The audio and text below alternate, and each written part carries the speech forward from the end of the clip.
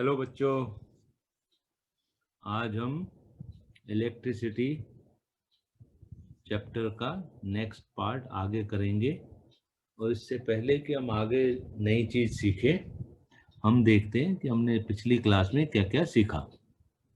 तो बच्चों, मैंने आपको पिछली लास्ट क्लास में बताया था, आपको एक रेजिस्टिविटी टेबल दिखाई थी, है ना। और उसमें मैंने आपको कुछ वैल्यूज थी रेजिस्टिविटी की, जो कि तुम्हें याद नहीं रखनी है। दोबारा बोल रहा हूँ, सिर्फ समझाने के लिए दिखाया था कि रेजिस्टिविटी एलॉयज की जनरली ज्यादा होती है than the its constituent metal. जिन मेटल से एलॉय बनता है, एलॉय क्या होता है? Alloy more than one metal को जब मिलाते हैं तो एलॉय बनता है। एक मेटल से ज्यादा मेटल जब मिक्स करते हैं तो एलॉय बनता है। तो जो कंस्टिट्यूएंट मेटल्स हैं उनकी जो रेजिस्टिविटी होती है उससे एलॉय की रेजिस्टिविटी जनरली हायर होती है। मैंने आपको दिखाया था एलॉयज की रेजिस्टिविटी में 10⁻⁻6 था, और इन कंस्टिट्यूएंट मेटल्स में 10⁻⁻8 था। वो टेबल दोबारा देख लेना बुक में। Why alloys are used in electrical heating. Electrical heating में जो इलेक्ट्रिक आयरन है, टोस्टर है, गीजर है, इन सब में हीटिंग करनी पड़ती है, हीट चाहिए होती है हमको। तो उसमें जो फिलामेंट्स होते हैं वो एलॉय के होते हैं। तुमने देखा होगा, टोस्टर होता है, उसके अंदर पतली पतली अंदर देखो तो वायर्स दिखती हैं। तो वो फिलामेंट, जो उन्हें फिलामेंट कहते हैं। बल्ब का भी फिलामेंट होता है, जो येलो कलर की लाइट जिस बल्ब में आती है, देखो तो उसके अंदर एक पतली सी वायर होती है। तो ये जो है, जो इलेक्ट्रिकल हीटिंग जिनसे हमें हीट जनरेट करनी है अप्लायंसेस से, उनमें हम एलॉय यूज करते हैं। तो हम क्यों करते हैं एलॉय? तो एक तो एलॉयज की रेजिस्टिविटी हायर होती है, पहले बता दिया, एक रीजन। और एलॉय जो होते हैं वो जनरली ऑक्सीडाइज नहीं होते जल्दी से, क्योंकि हीट करेंगे, हाई टेम्परेचर होगा, हाई टेम्परेचर पे ऑक्सीडाइजेशन होता है, केमिस्ट्री में पढ़ा होगा। तो एलॉय जनरली जल्दी से ऑक्सीडाइज नहीं होते हैं। ठीक है, ऑक्सीडाइज नहीं होते मीन्स उनकी लाइफ जो है ज्यादा रहती है। कोई चीज ऑक्सीडाइज होने लगती है तो वो खराब हो जाती है। सो ऑक्सीडाइज नहीं होते। तो दो रीजन आपको अगर एग्जाम में आए कि एलॉयज क्यों यूज करते हैं, तो ये दो रीजन आप दे सकते हैं। फिर मैंने आपको बताया था 2 और मोर रजिस्टर जो है, अगर हम कनेक्ट करते हैं सीरीज और पैरेलल में, तो उस केस में क्या होता है। सो मैंने आपको बताया था कि अगर तो रजिस्टर सीरीज में, सीरीज पैरेलल दोनों मैंने आपको दिखा था, सीरीज क्या होता है, पैरेलल क्या होता है। अगर सीरीज में है तो क्या है, करंट जो है सब में सेम फ्लो होता है और potential difference across all register क्या होता है, डिफरेंट होता है। और अगर बहुत 3 या 3 से ज्यादा रजिस्टर लगे हैं तो टोटल पोटेंशियल डिफरेंस उन सब के रजिस्टर के अक्रॉस जो पोटेंशियल डिफरेंस होगा उसके सम के बराबर होगा। तो ये रिलेशन। फिर मैंने आपको बताया था, अगर पैरेलल में होते हैं तो क्या होता है, पोटेंशियल डिफरेंस सेम रहता है सभी रजिस्टर के अक्रॉस, अगर वो पैरेलल में कनेक्टेड है, पर करंट जो है उनमें डिस्ट्रीब्यूट हो जाता है।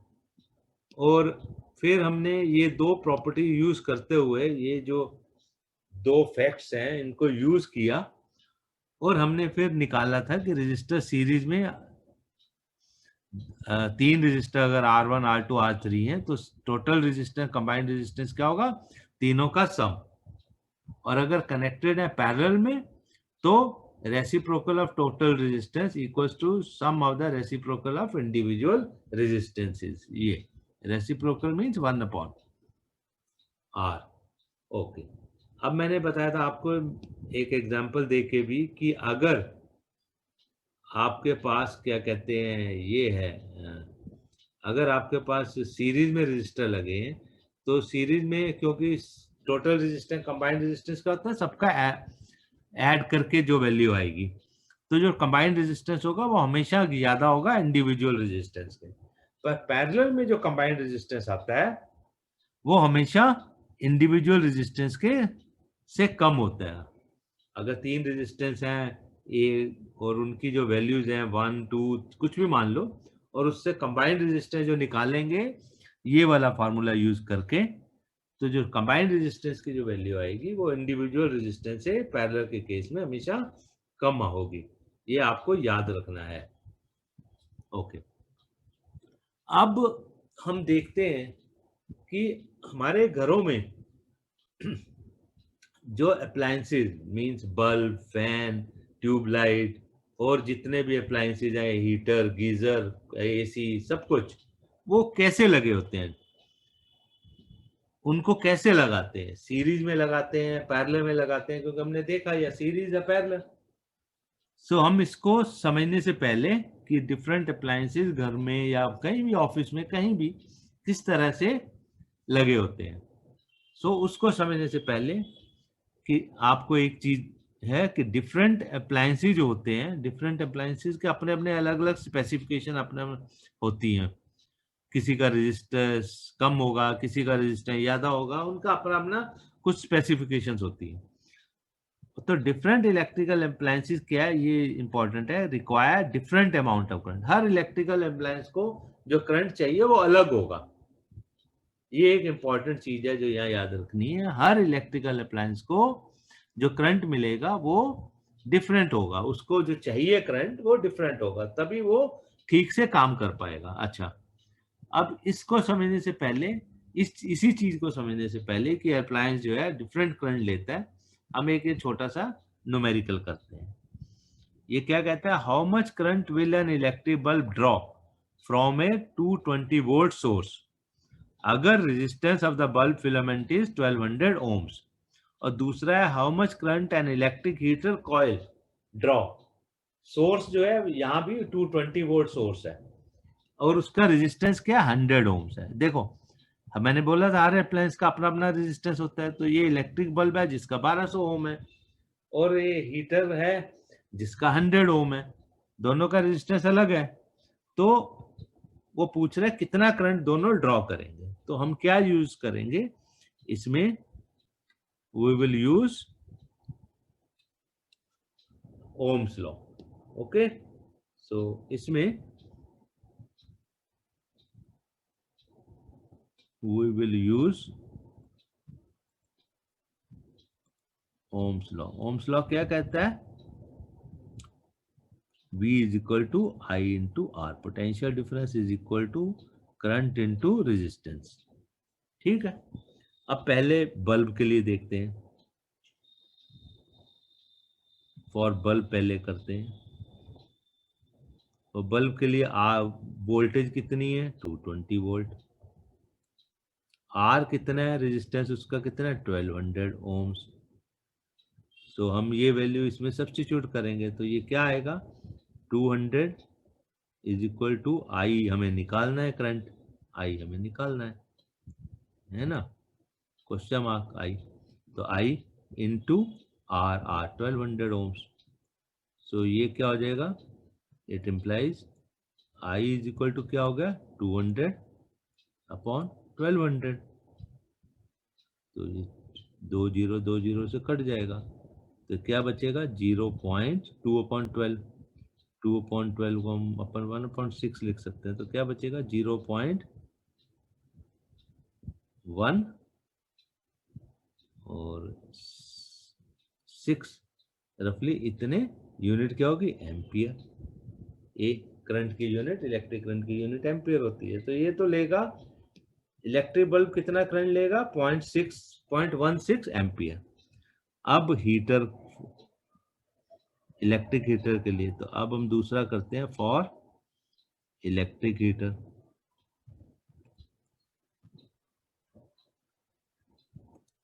फॉर इलेक्ट्रिक हीटर निकालने की कोशिश करते हैं, ठीक है। तो ये तो हमारा हो गया बी केस और ए केस। अच्छा, मैं इसको थोड़ा सा नीचे कर दूँ, इसको मैं थोड़ा स्पेस बना लेते हैं। ओके, अब तो ये हमारा हो गया बी केस, ये हमारा था ए केस। ओके, सो इसको मैं कलर बदल देता हूँ, ये for electric heater. For electric heater के लिए सोर्स तो वही है 220 वोल्ट बोल रहा है, सेम सोर्स लिखा भी है 220 वोल्ट। और आर कितना इलेक्ट्रिकल हीटर का 100 ओम्स। हमें यहाँ भी करंट ही निकालना है, हम वही फार्मूला यूज करेंगे, we will use using V is equal to I R. तो V कितना है 220 is equal to I into R 100। तो इसका क्या मतलब हो गया, I is equal to 220 upon 100। 1 0 0 cut गया, बचा 22 अपॉन 10 मीन्स 2.2 एम्पियर। अब देखो बल्ब जो है 0.16 एम्पियर ले रहा था, जबकि इलेक्ट्रिक हीटर कितना ले रहा है 2.2 एम्पियर करंट। तो दोनों ने अलग अलग करंट लिया। तो यही मैं कह रहा था, यहाँ पर ऊपर जो ग्रीन कलर में लिखा है कि हर अप्लायंस जो है अलग अलग अमाउंट का इलेक्ट्रिक करंट लेते हैं ताकि वो ठीक से काम कर सके, to work to operate properly. Okay, कम करंट लेंगे तो वो ठीक से चलेगा नहीं। ओके, फिर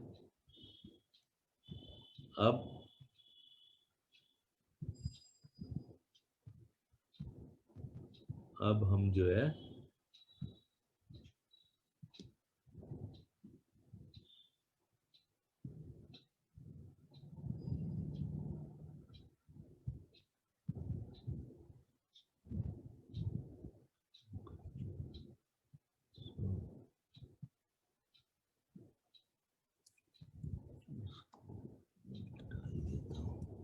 कहाँ से आ गया,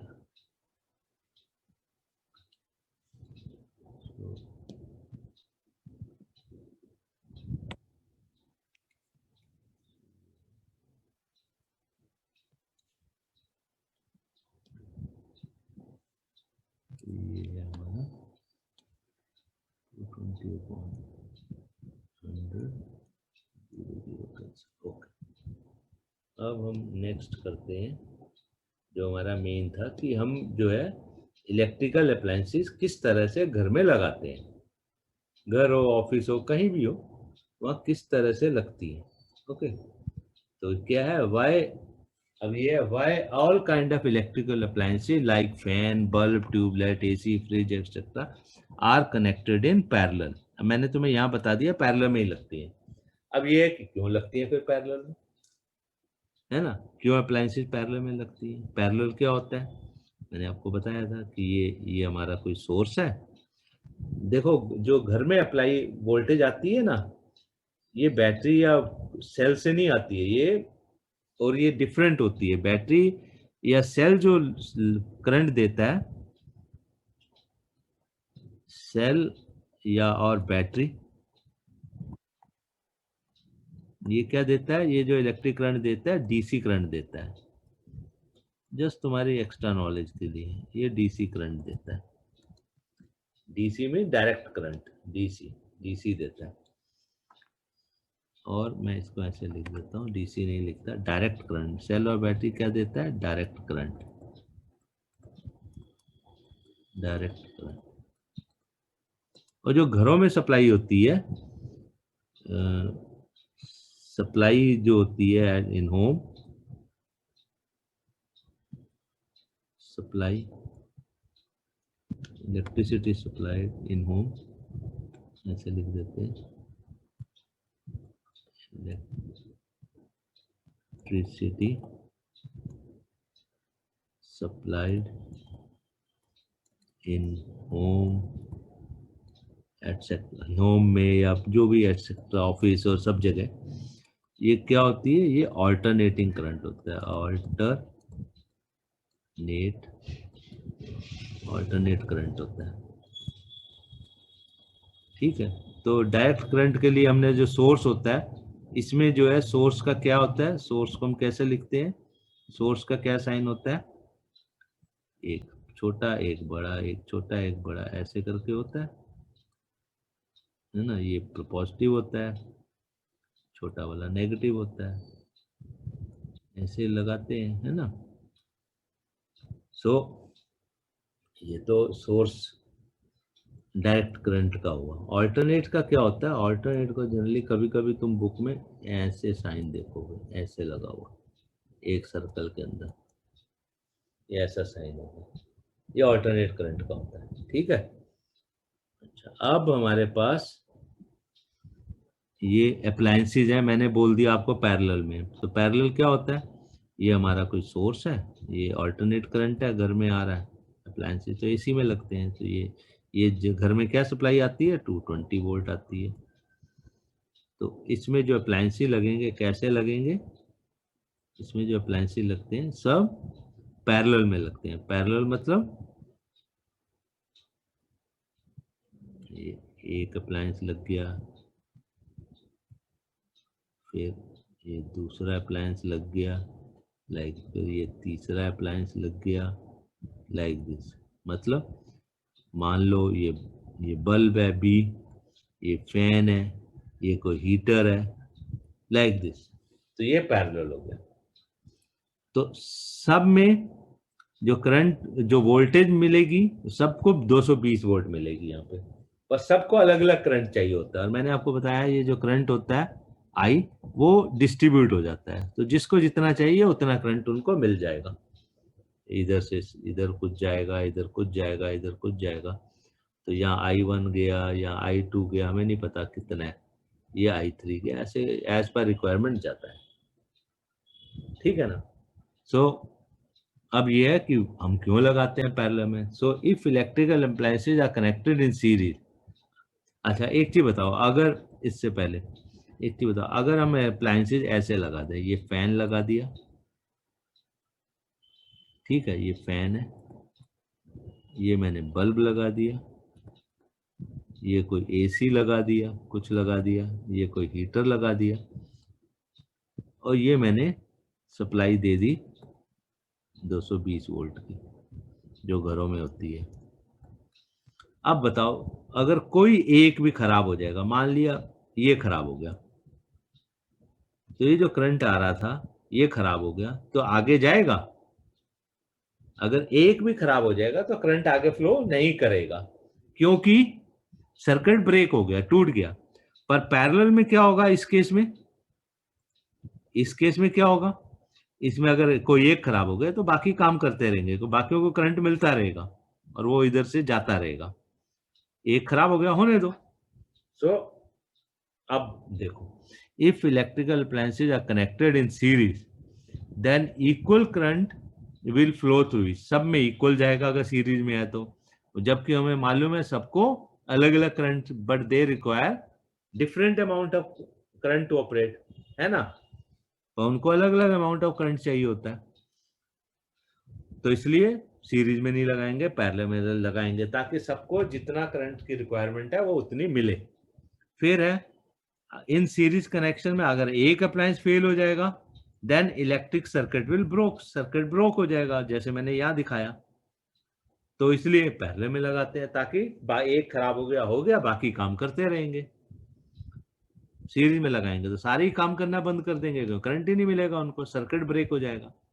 अच्छा, फिर टोटल रेजिस्टेंस जो होता है पैरेलल में, मैंने आपको बोला है क्या होता है, सबके कंबाइंड रेजिस्टेंस जो होता है, टोटल रेजिस्टेंस, वो सबके रेजिस्टेंस से कम होता है। मतलब रेजिस्टेंस जो है पैरेलल के केस में बढ़ता नहीं है, सीरीज में लगाते हैं तो कंबाइंड रेजिस्टेंस बढ़ जाता है ना? सो ये तो रीजन है कि इलेक्ट्रिकल अप्लायंसेज घर में, ऑफिस में, जहां भी है, सब कनेक्शन जो होते हैं वो किस में होते हैं? पैरेलल में होते हैं। They are in parallel, not in series. और उसका रीजन हो तो ये 3 पॉइंट्स जो मैंने डिस्कस किए, ये आप लिख सकते हैं।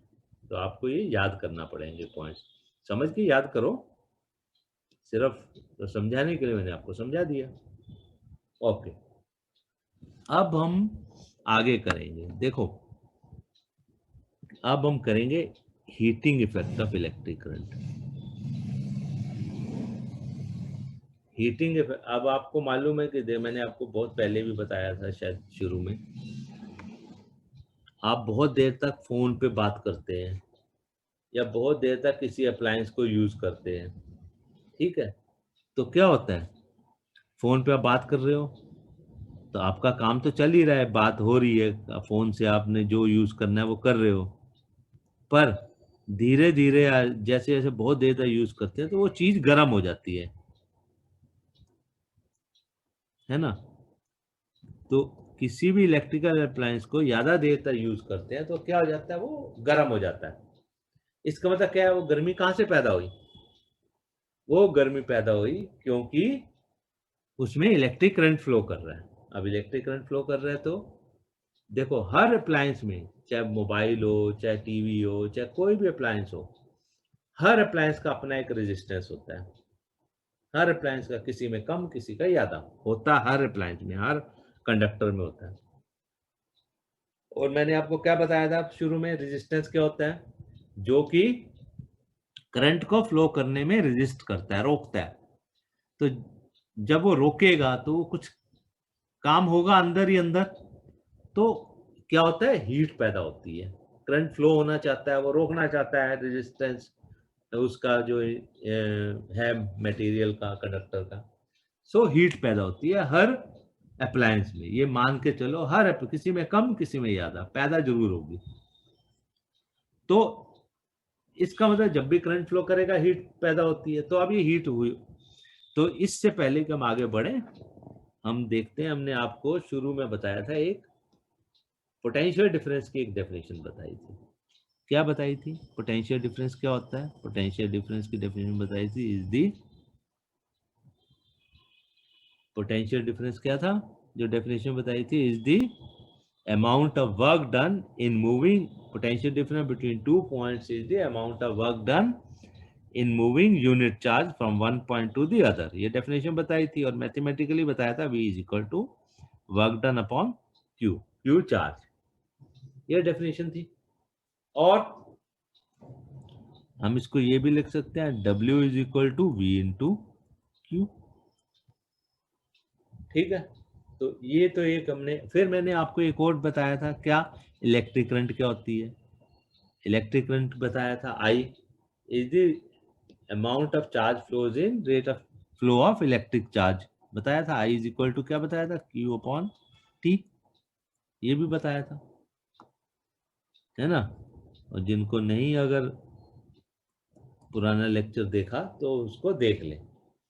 ओके, तो ये दो चीज। फिर आपने एक 9th क्लास में पढ़ा होगा, वर्क, पावर एंड एनर्जी। ये कोई चैप्टर पढ़ा होगा, याद करो। तो जब हम वर्क करते हैं, वर्क कैसे करते हैं? काम करने के लिए क्या, कोई एनर्जी चाहिए, एनर्जी से वर्क आता है ना। एनर्जी से हम, एनर्जी होगी तभी हम काम कर पाएंगे। खाना खाते हैं, एनर्जी आती है तो ही हम काम कर पाते हैं। अब बताओ, पावर क्या चीज होती है? पावर और वर्क का क्या रिलेशन है? रिलेशन बिटवीन, अब हम अपना मेन चीज से हटके थोड़ा सा पुरानी चीज पे आ गए जो लास्ट ईयर तुम लोगों ने पढ़ा था, बिटवीन पावर एंड वर्क क्या होता है? देखो, अगर किसी इंसान को कुछ काम करना है, मान लिया किसी इंसान को कुछ काम करना है, मीन्स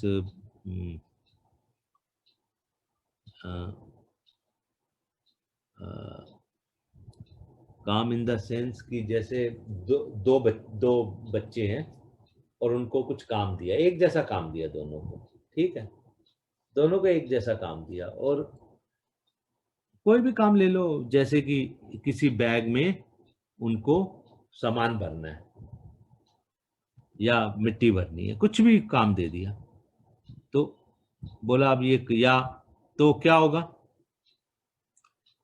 एक बच्चा वही काम जो है जल्दी करेगा, एक थोड़ा लेट करेगा, या दोनों अलग अलग टाइम पे अलग अलग टाइम लेते हैं काम खत्म करने में। तो जो बच्चा जल्दी से काम खत्म कर देगा, इसका मतलब उसने क्या किया? काम तो वही था, वर्क तो वही है, वर्क डन तो दोनों का सेम है। काम तो हमने वर्क डन तो दोनों का सेम है, पर एक ने काम जल्दी कर लिया, एक ने कम में किया। तो जिसने जल्दी कर लिया काम, कम समय में कर लिया, तो इसका मतलब क्या, उसने क्या यूज किया, उसने ज्यादा पावर लगाई है ना, उसने ज्यादा पावर से काम किया है, उसने ज्यादा पावर लगाई। सो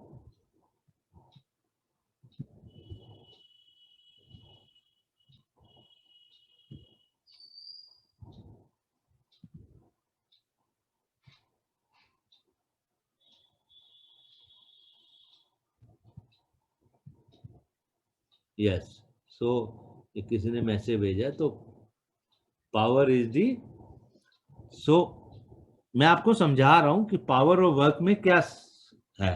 तो सेम पावर दो लोग कर रहे हैं, एक कम टाइम में, एक ज्यादा में, तो जो कम टाइम में कर रहा है वो ज्यादा पावर लगा रहा है, तो है ना, और जो ज्यादा टाइम में कर रहा है वो कम पावर लगा रहा है। तो पावर क्या होता है, power is work done mathematically, power is work done upon time taken.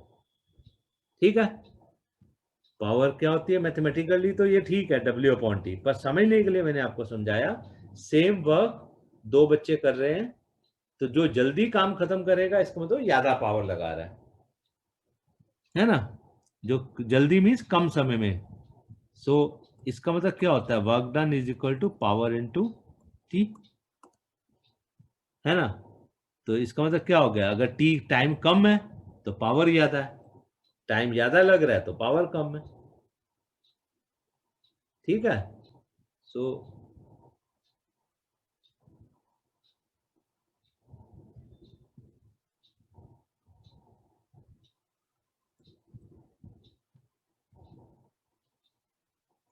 Okay, सो अब हम अपना मेन टॉपिक पे आते हैं कि हीटिंग इफेक्ट ऑफ करंट में पावर, वर्क डन, ये सब हमने क्यों देखा, ये हमने बेसिक पुरानी चीजें क्यों देखी, है ना। तो मैंने आपको बताया, जब भी कोई अप्लायंस यूज करते हैं तो हीट पैदा होती है, गर्म हो जाता है धीरे धीरे वो, ज़्यादा देर तक यूज करें, या आपने देखा है कि टोस्टर घर में है तो उससे क्या, या गीजर है उसमें पानी गर्म हो जाता है, तो इसका मतलब उसके अंदर हीट पैदा होती है। तो यही है कि इलेक्ट्रिक करंट से हमको हीट पैदा होती है, that is heating effect of current. अब हम इसको आगे समझने की कोशिश करते हैं।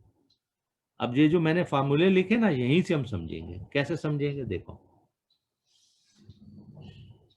अगर ये work done is equal to this, और यहाँ पे क्या है, मैं अगर लिखूं, ऊपर तो मैंने आपको जो पहले बताया था ये है, ये मेरी work done is equal to, जो मैंने बताया था वर्क डन क्या है, V इंटू क्यू, ये एक रिलेशन है। फिर हमने सिंपल जो लास्ट ईयर का, वो हमें एक रिलेशन मालूम है क्या, ये दूसरा रिलेशन मालूम। ठीक है ना, तो मैं क्या लिख सकता हूँ, यूजिंग 1 और 2, तो मैं लिख सकता हूँ क्या, work done is equal to V into q is equal to P into t,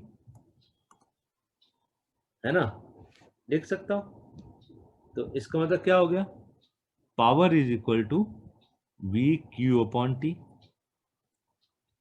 ठीक है, और हमें मालूम है कि क्यू अपॉन टी क्या होता है, ये मैंने यहाँ बताया था, आई flow of charge per unit time, current होता है, इलेक्ट्रिक करंट होता है।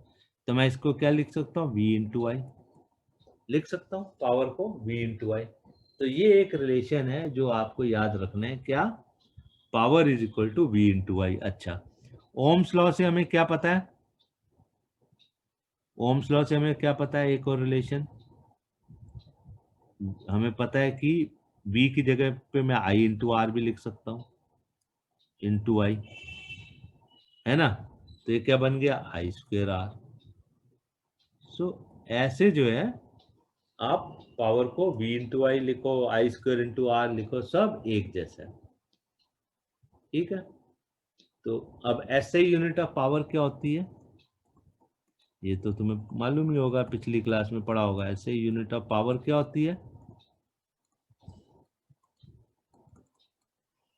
ऐसे यूनिट ऑफ पावर होती है वॉट,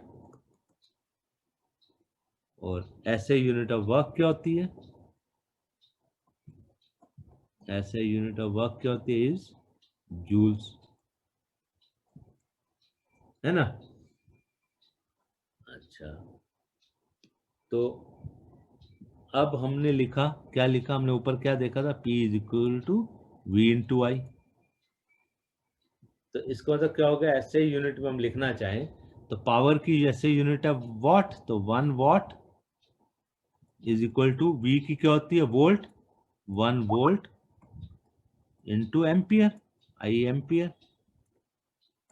तो 1 वोल्ट क्या होता है? 1 वोल्ट इंटू एम्पियर। तो ये भी एक थोड़ा सा ध्यान में रखना, और एक ये रिजल्ट्स याद रखना। ठीक है, ये सब यूज होंगे जब इनके ऊपर क्वेश्चंस आएंगे। ओके, सो ओके, फिर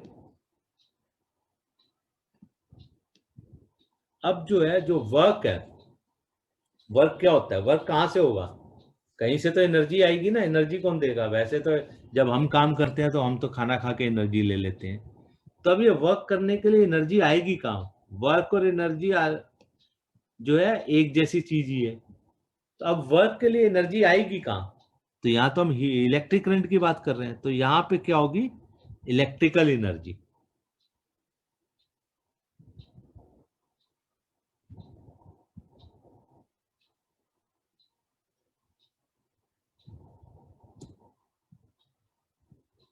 यहाँ पर क्या होगी? इलेक्ट्रिकल एनर्जी, है ना? ओके, सो यहाँ पर पावर काम करने के लिए होती है इलेक्ट्रिकल एनर्जी। तो इलेक्ट्रिकल एनर्जी कल एनर्जी जो है यही वर्क है, और ये वर्क मतलब पावर इनटू टाइम, है ना? अब हमारे पास ये तो हमने कुछ कुछ चीजें हमने सीख ली, पावर, वर्क, और हमने ये देखा इलेक्ट्रिकल एनर्जी जो सोर्स है। अब इलेक्ट्रिकल एनर्जी कौन दे रहा है? सोर्स दे रहा है हमें। सोर्स मीन्स जो करंट, जो जैसे सेल, बैटरी है, या हमारे घरों में जो सोर्स है इलेक्ट्रिसिटी का, वो हमें, वो क्या दे रहे हैं हमको? क्या सप्लाई करते हैं? वो हमको एनर्जी सप्लाई करते हैं। हमारे घरों में जो मीटर चलता है तो क्या है? वो एनर्जी मीटर भी कहते हैं उसको। जो घरों में इलेक्ट्रिसिटी आती है, जो करंट, तो हम उसका पेमेंट भी करते हैं। तो हम किसका करते हैं? एनर्जी का पेमेंट करते हैं, इलेक्ट्रिकल एनर्जी का। ठीक है, तो इलेक्ट्रिकल एनर्जी क्या है? Power into time. अच्छा, अब यूनिट क्या होगी इलेक्ट्रिकल एनर्जी की? ऐसे यूनिट ऑफ इलेक्ट्रिकल एनर्जी,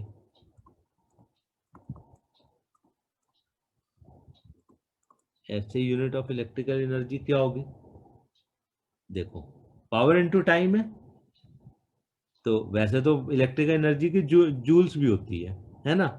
पर जो है कॉमर्शियली हम इसको कैसे यूज करते हैं, क्योंकि घरों में जो बिल आते हैं ये सब, वो इलेक्ट्रिकल एनर्जी हम कंज्यूम करते हैं। तो कॉमर्शियली क्या होती है?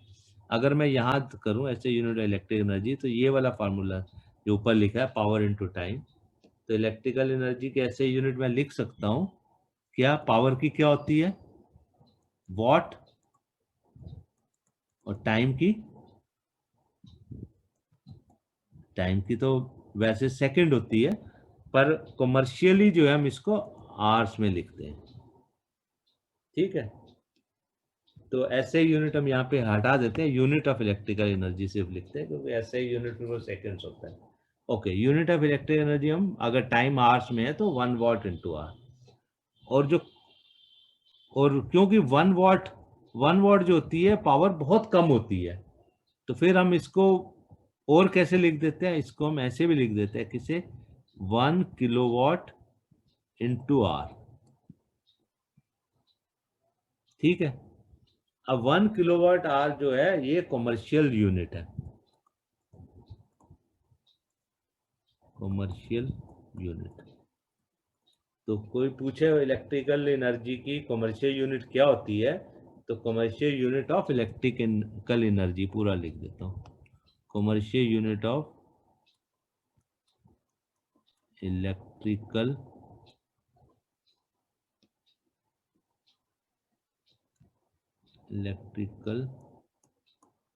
एनर्जी क्या होती है, किलोवाट इंटू आवर्स।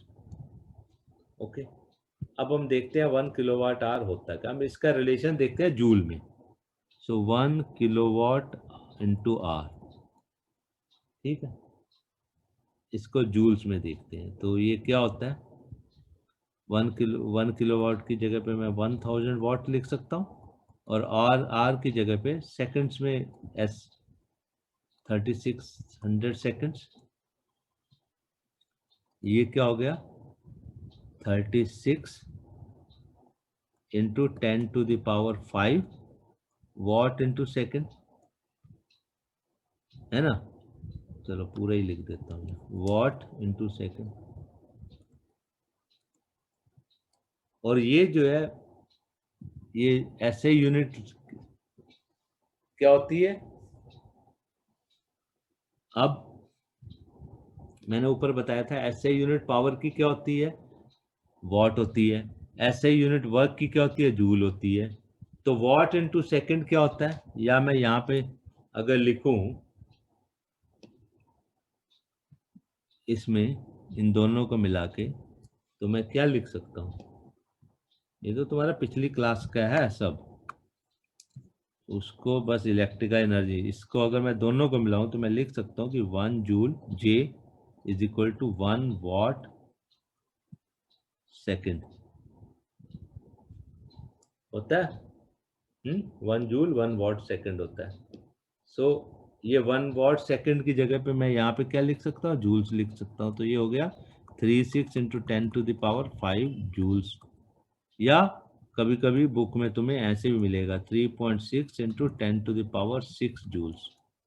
क्या किया उसने, 10 से डिवाइड किया और इधर 10 से मल्टीप्लाई कर दिया। अच्छा मैं दोबारा अलग से कर देता हूँ, ये है। तो इसको क्या करेंगे हम, इसको हम 10 से डिवाइड करेंगे और 10 से मल्टीप्लाई कर देंगे, और 10⁵ जूल्स। ये 36/10 क्या हो गया, 3.6 इंटू ये 10 और ये दोनों मिलके क्या हो जाएगा, 10⁶ जूल्स। तो 1 किलोवाट आवर क्या होता है, 3.6 इंटू 10⁶ जूल। और जो घरों में जो बिल आते हैं ना इलेक्ट्रिकल के, वो क्या होता है, ये 1 किलोवाट आवर को हम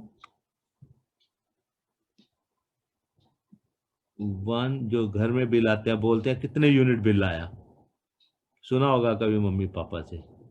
1 किलोवाट इंटू आर ये जो होता है 1 यूनिट होता है।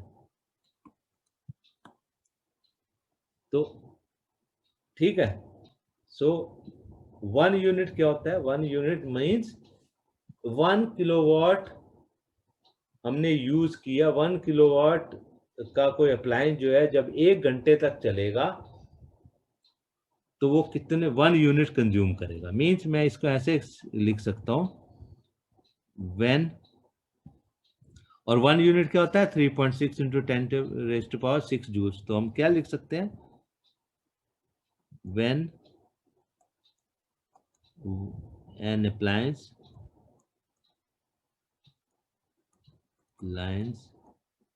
ऑफ 1 किलोवाट, 1 किलोवाट मीन्स उसकी पावर, वाट पावर होती है। तो एन अप्लायंस सुना होगा 1000 वाट का ये है या 500 वाट का है। तो लाइक दैट हर अप्लायंस अपना अपना उसकी वोल्टेज होती है। तो when an appliance of 1 kilowatt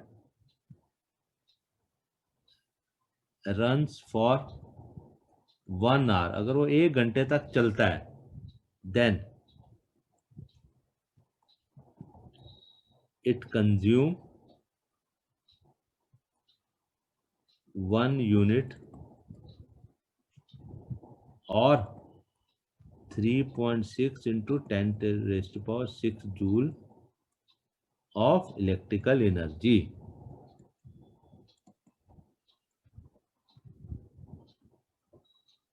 अगर तुम्हें कोई पूछे 1 यूनिट क्या है इलेक्ट्रिक एनर्जी, तो कह सकते हो 1 unit of electric energy means an appliance of 1 kilowatt. अगर वो 1 घंटे तक चलता है तो वो क्या करेगा, जो एनर्जी कंज्यूम करेगा वो 1 यूनिट होगी, या उसको हम ये जूल्स में 3.6 into 10 raised to power 6 joules भी लिख सकते हैं। ठीक है, अच्छा, अब यहाँ तक क्लियर हुआ? अच्छा, फिर इसके बाद एक और चीज़ है जो मैंने आपको ऊपर शायद बताया, ये जो है, चलो रिवाइज कर लेते हैं, कोई बात नहीं। अच्छा, अब हमने कहा, क्या कहा हमने, कहा जो इलेक्ट्रिकल एनर्जी क्या होती है, P इंटू टी, है ना। P की जगह पे हम क्या लिख सकते हैं, VI इंटू टी। ये इलेक्ट्रिकल एनर्जी वर्क जो है, ये वर्क जो है, ये किससे हुआ, बाय कंज्यूमिंग इलेक्ट्रिकल एनर्जी।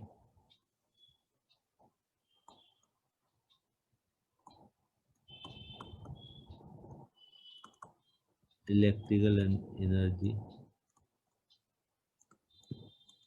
विच, ये इलेक्ट्रिक एनर्जी किस में हो जाए, which results in heat energy, क्योंकि अप्लायंस गर्म हो जाता है इलेक्ट्रिकल एनर्जी से।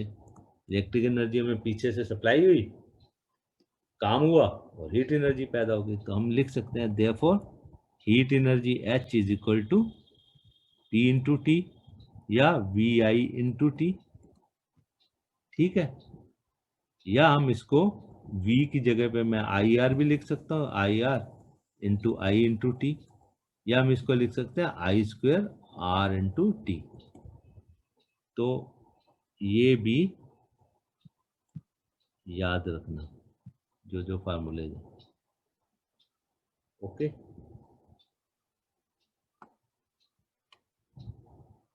ठीक है, चलो।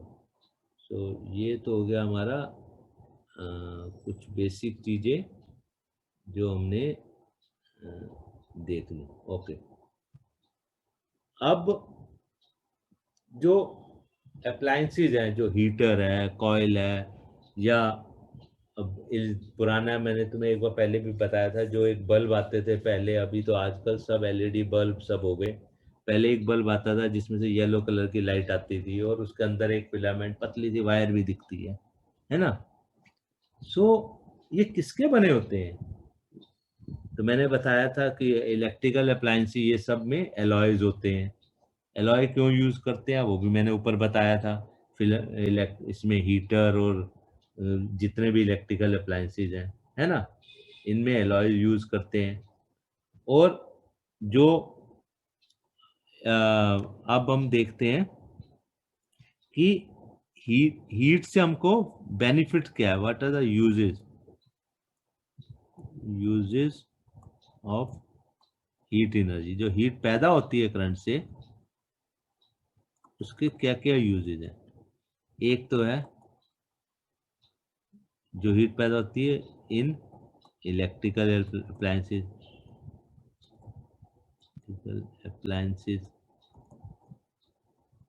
जैसे कि इलेक्ट्रिक आयरन। इलेक्ट्रिक आयरन की हमें हीट किस लिए चाहिए, कपड़े प्रेस करने के लिए। फिर हमको किसके लिए चाहिए,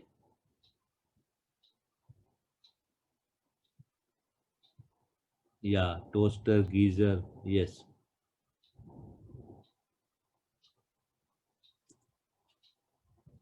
ओके। सो ये सब में इलेक्ट्रिकल हीट एनर्जी चाहिए, इलेक्ट्रिकल एनर्जी चाहिए। वो इलेक्ट्रिक एनर्जी कन्वर्ट होगी हीट एनर्जी में, और वो अप्लायंसेज हमारे हमारे उनसे हम अपना काम करेंगे, चाहे टोस्टर हो, चाहे जैसे लिखा अभी चैट में, सो लाइक दैट। फिर हमको और कहाँ मिलती है, जो मैंने तुम्हें बोला था इलेक्ट्रिक बल्ब, वो इलेक्ट्रिक बल्ब में क्या होता है, उसमें एक पतली सी वायर होती है, जो पहले वाले बल्ब की बात कर रहा हूँ अभी मैं। उसमें एक वायर होती है, वो किस मटेरियल की होती है, वो मटेरियल होता है टंगस्टन। टंगस्टन टंगस्टन एक मटेरियल होता है। वो क्यों यूज करते हैं, क्योंकि टंगस्टन जो है, जब उसमें करंट फ्लो होगा तो क्या होगा, वो हीट होगा तो वो मेल्ट हो जाएगा। तो ऐसा मटेरियल यूज करते हैं जो जल्दी से मेल्ट ना हो। तो टंगस्टन है जिसका मेल्टिंग पॉइंट बहुत हाई होता है। इसका मेल्टिंग पॉइंट कितना होता है, 3380 डिग्री सेंटीग्रेड। तो जल्दी से बल्ब, तो जब वो हीट होता है तो उसमें से जो लाइट निकलती है वो वो हमारे बल्ब की लाइट होती है। ठीक है। यस। सो ठीक है, निक्रोम वगैरह, all metals can be use, nichrome. और फिर जिसकी रेजिस्टिविटी ज्यादा होती है उनको हम यूज कर सकते हैं।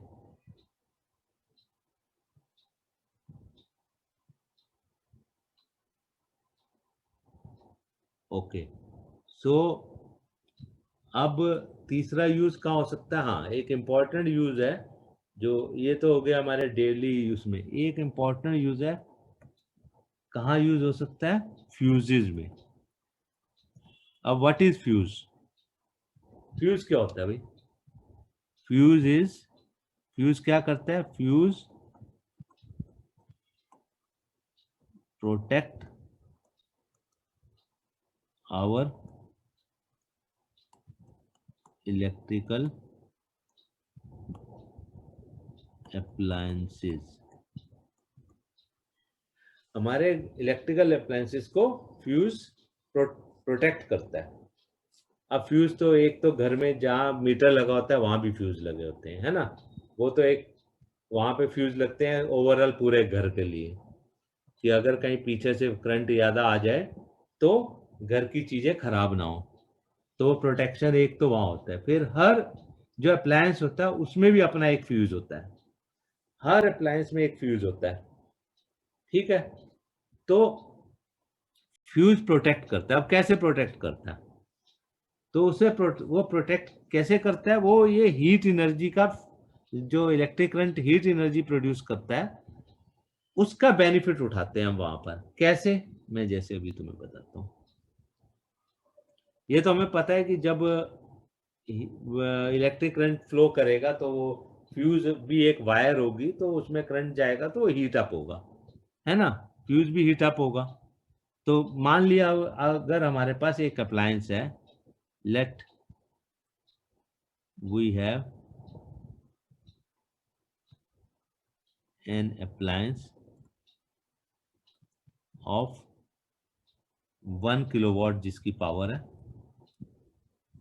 है ना, और अप्लायंस ऑफ इतने 1 kilowatt, and,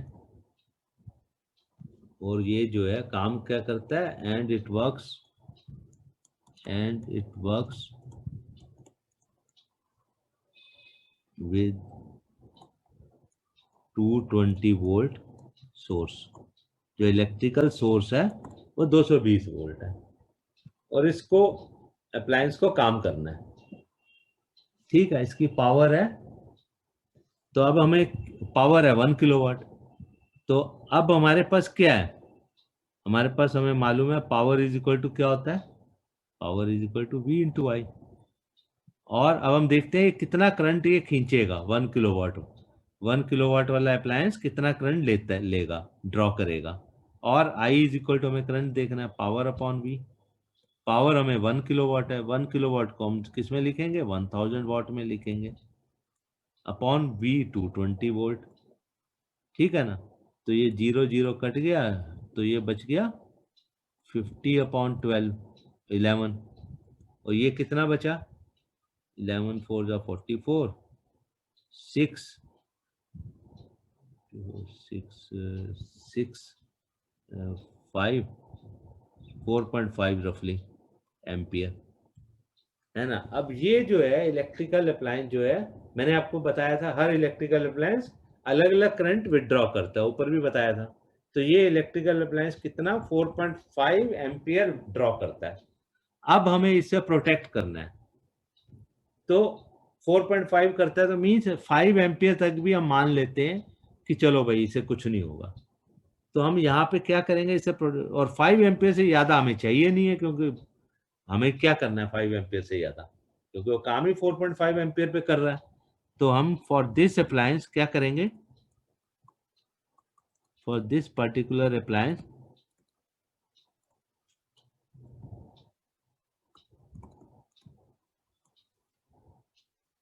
we will use a fuse which will not melt up to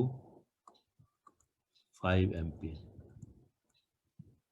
तो देखा होगा फ्यूज अलग अलग एम्पियर के होते हैं, कोई 1 एम्पियर, कोई 2 एम्पियर, कोई 4 एम्पियर, कोई 5 एम्पियर, जितने का जरूरत हो हम यूज करते हैं। अब ये 5 एम्पियर तक मेल्ट नहीं करेगा, ये कैसे हुआ? अब कहोगे भाई हमें कैसे पता, तो ये क्या हमें मालूम है, हीट इज इक्वल टू क्या होता है, I square R T. So current है ना यहाँ पे आई स्क्वेयर। सो इस चीज को यूज करके हम अपने फ्यूजेस बनाते हैं। ठीक है, तो हम ऐसा फ्यूज बनाएंगे जो क्या करेगा, 5 एम्पियर तक मेल्ट नहीं होगा। तो मतलब 5 एम्पियर तक मेल्ट नहीं होगा मीन्स करंट फ्लो होता रहेगा, सर्किट ब्रेक नहीं होगा, विल नॉट मेल्ट अप, है ना। दैट इज, मैं यहाँ लिख सकता हूँ, that is circuit will not break, that is circuit will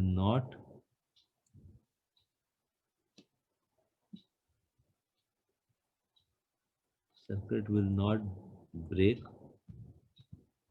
up to 5 ampere. तो ये पर्टिकुलर अप्लायंस के लिए 5 एम्पियर, पूरे घर के लिए नहीं है। पूरे घर के लिए तो हम बाहर लगाते हैं, वो हम मीटर के पास, वो हम उस हिसाब से लगाते हैं कि घर में मैक्सिमम करंट कितना चाहिए। पर हर अप्लायंस अपना अपना लेता है, तो करंट लेता है, इसलिए हम हर अप्लायंस को भी इंडिविजुअली प्रोटेक्ट करते हैं। ओके, सो ये तो है heating effect of electric current, उसके यूजेस और यूनिट्स, एनर्जी की, पावर की। फिर commercial unit of electrical energy, that is 1 unit is nothing but 1 kilowatt our.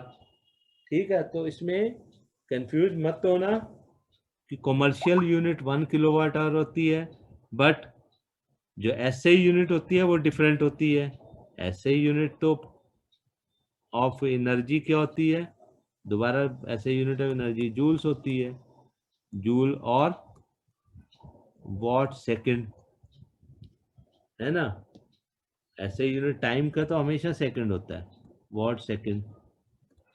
But commercial unit seconds में नहीं होती है, कमर्शियल यूनिट, क्योंकि इलेक्ट्रिकल एनर्जी दिन रात सप्लाई होती रहती है घरों में, तो सेकंड्स में हिसाब नहीं रखते जो घरों में सप्लाई होती है। तो कमर्शियल यूनिट क्या होती है, कमर्शियल यूनिट आवर्स में होती है, इसलिए कमर्शियल यूनिट ऑफ इलेक्ट्रिक, कहीं कहोगे कभी बोलते हैं सेकंड है, कभी आर है, तो ये commercial unit of electrical energy है, इसका ऐसे यूनिट से कोई मतलब नहीं है। ठीक है, ये होती है 1 किलोवाट आवर, पर ऐसे यूनिट तो हमारी वही रहेगी, वॉट सेकंड जूल ये सब। और मैंने आपको कमर्शियल यूनिट का रिलेशन भी बता दिया जूल के साथ, है ना। 1 यूनिट या 1 kilowatt hour equals to 3.6 into 10⁶ joule. So इसके साथ ही ये चैप्टर कंप्लीट होता है इलेक्ट्रिकल का। अब हम जो है इसमें ये कुछ और कुछ देखो, तो ये तुम्हारी बुक में अगर देखें तो ये इलेक्ट्रिकल एनर्जी का ये सब कंप्लीट होने के बाद अब तुम लोग इसको प्रैक्टिकल ये सब करवा दिया मैंने। अब हम जो है इसमें जो कुछ न्यूमेरिकल्स हैं वो लास्ट अभी नेक्स्ट क्लास में न्यूमेरिकल्स करेंगे इनके। और न्यूमेरिकल्स तभी कर पाएंगे जो एक बार सब पढ़ लोगे ठीक से। तो नेक्स्ट क्लास में न्यूमेरिकल्स करके ये चैप्टर को हम क्लोज करेंगे और फिर हम स्टार्ट करेंगे नया चैप्टर इसके बाद। सो तब तक गुड बाय और ठीक से पढ़ लेना चैप्टर को और कोई क्वेरी हो तो write down to me. Okay bye good night.